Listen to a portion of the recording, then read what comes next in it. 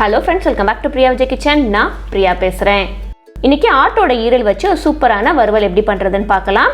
இங்கே ஒரு 1/2 கிலோ அளவுக்கு நான் ஆட்டு ஈரல் வாங்கி வச்சுருக்கிறோம்.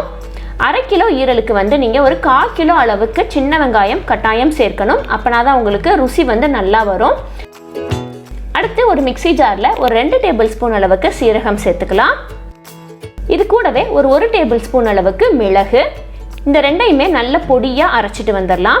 எதையும் வறுக்கவோ அரைக்கவோ தேவையில்லை, அப்படியே நம்ம பொடி பண்ணி எடுத்துகிட்டு வந்தாலே போதும். அடுத்து ஒரு பேனில் ஒரு 2 டேபிள் ஸ்பூன் அளவுக்கு நல்லெண்ணெய் விட்டுக்கோங்க. இந்த ஈரல் வறுவலுக்கு நம்ம எந்த விதமான பட்டையோ சோம்போ இல்லைனா கடுகு உளுந்தம்பருப்போ எதுவுமே நம்ம போட்டு தாளிக்கக்கூடாது. வெறும் வெங்காயம் மட்டும்தான் போட்டு தாளிக்கணும். முக்கால்வாசி நேரம் நம்ம மட்டன் சிக்கன், அதாவது இறைச்சி மட்டும்தான் நம்ம சாப்பிட்டுட்டு இருக்கோம். மட்டன் சிக்கனோட உள்ளுறுப்புகளான இந்த லிவர், கல்லீரல், மண்ணீரல் இதெல்லாமே நம்ம உடம்புக்கு ரொம்ப ரொம்ப நல்லது. அதையும் நம்ம சாப்பிட்டு பழகிக்கணும். வெங்காயம் நல்ல பொன்னிறமாகவும் நம்ம கழுவி எடுத்து வச்சிருந்த ஈரலை சேர்த்துடலாம்.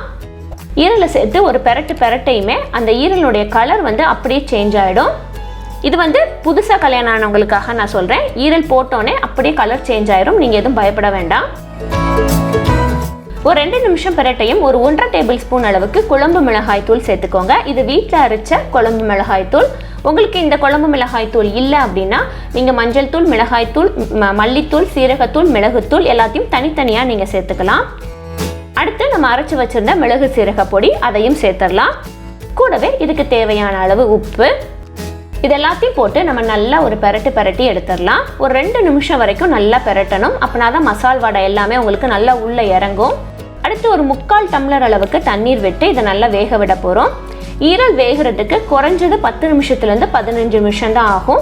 நீங்கள் அதனால் குக்கரில் போட்டு வேக வைக்கணும் அவசியம் இல்லை. நீங்கள் கடாயிலேயே வச்சு நம்ம அழகாக வேக வச்சு எடுத்துடலாம். அப்பப்போ நம்ம லைட்டாக பெரட்டி விட்டாலே போதும்.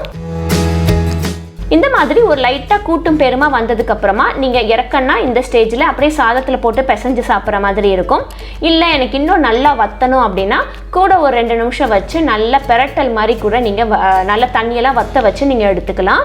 நாங்கள் இன்னைக்கு நல்ல ஒரு பெரட்டல் மாதிரி தான் எடுத்துருக்குறோம். நல்லா தண்ணி எல்லாத்தையும் வற்ற வச்சு ரசம் சாதத்துக்கு வச்சு சாப்பிட்ற மாதிரி தான் இன்றைக்கி செஞ்சுருக்குது.